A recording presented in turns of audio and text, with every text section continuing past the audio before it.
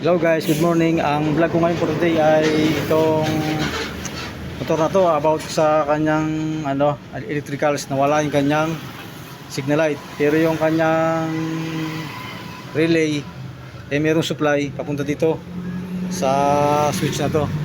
Ang una-una kong ginagawa pagka ganito ang trouble ng motor, pag ganito mga walang battery, kailangan maglagay tayo ng temporary na battery para madali natin na matrace kung saan may problema.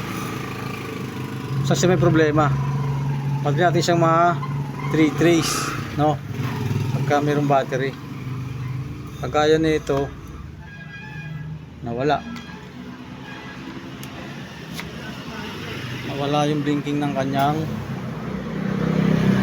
yung galing dito. So, ibig sabihin nandito lang ang problema sa gawin na to.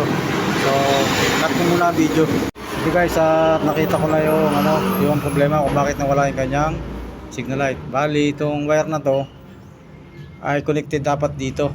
So, dito siya naputol. Dito siya nawala ng connection. So, ang gagawin natin dito ay ibabalik lang natin siya. Pagsasama natin siya ulit para magkaroon ng bumalik yung kanyang flasher. Kasi napaka-importante ng flasher sa ating mga motor. Pag wala tayong flasher, takaw aksidente. Kasi unang-una, kung kakalang ka o liliko, yung nasa likuran mo malilito. Kasi bigla kang kumanan, wala kang flasher. So pwede kang mabangga sa likuran. So napaka-importante ng flasher sa ating mga motor talaga. So ito, at dudugtungan lang natin siya. Mahirap mag-vlog pagka walang high-tech na camera.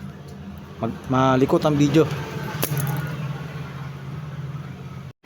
Working na ulit siya guys. Nagpalit na rin ako ng bagong flasher relay niya.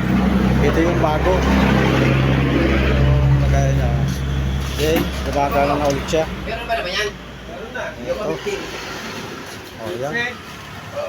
Gana na siya. Ayan, okay na ulit yung kanyang flasher relay. Gana na ulit. Meron siyang busina.